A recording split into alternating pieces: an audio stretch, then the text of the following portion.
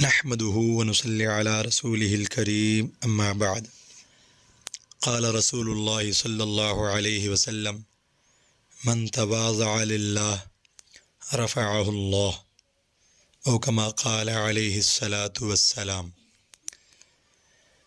تواضع کہتے ہیں اپنے آپ کو کم درجہ سمجھنا۔ حدیث کا مفہوم یہ ہے کہ جو اللہ تعالیٰ کی رضا کے لیے تواضع اختیار کرتا ہے، جھکتا ہے، تو اللہ تعالیٰ اس کو بلندی سے نوازتے ہیں۔ تواضع کا مقابل ہے تکبر۔ آپ جانتے ہیں کہ اس کائنات میں سب سے پہلے ابلیس نے نافرمانی کی بنیاد ڈالی۔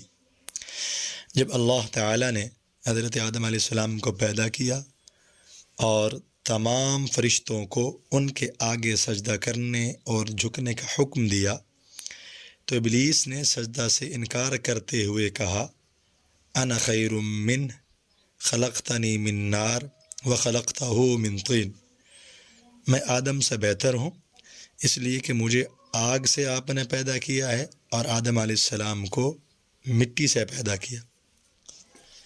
اس تکبر کی وجہ سے اللہ تعالیٰ نے اسے راندہ درگاہ بنا دیا۔ شیخ سعدی رحمۃ اللہ تعالیٰ علیہ فرماتے ہیں تکبر عزازیل را خار کرد بزندان لعنت گرفتار کرد۔ تکبر نے عزازیل کو ہمیشہ کے لیے لعنت کا مستحق بنا دیا۔ یہ عزازیل شیطان کا اصل نام ہے، اور اس نے تکبر کیا تو اللہ رب العزت نے شیطان کو ہمیشہ کے لیے جو ہے وہ لعنت کا مستحق بنا دیا۔ تو اللہ کے رسول صلی اللہ علیہ وسلم نے فرمایا جس نے عاجزی اور انکساری سے کام لیا اللہ تعالیٰ اس کو رفعتوں اور بلندیوں سے نوازیں گے، اور جس نے تکبر کیا اللہ تعالیٰ اس کو بلندیوں سے گرا دیں گے۔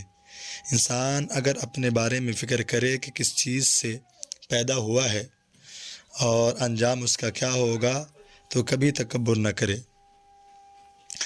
حضرت عمر فاروق رضی اللہ تعالیٰ عنہ نے بیت المقدس فتح کیا تو مدینہ سے تشریف لائے، بوسیدہ کپڑے پہنے ہوئے تھے، صرف ایک اونٹ اور ایک غلام تھا۔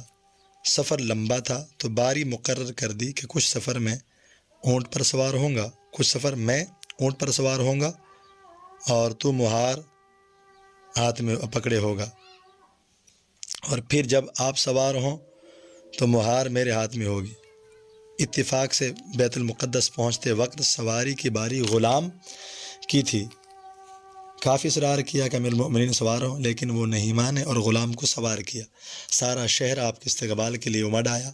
مسلمانوں کے کمانڈر ان چیف حضرت ابو عبیدہ بن جراح رضی اللہ عنہ نے نئے کپڑے پیش کیے اور درخواست کی کہ اونٹنی پر سوار ہو جائیں۔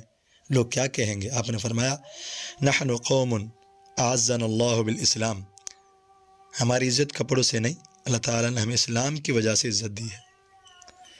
تو میرے دوستو، ہمیں تواضع اختیار کرنی چاہیے اور عاجزی اختیار کرنی چاہیے۔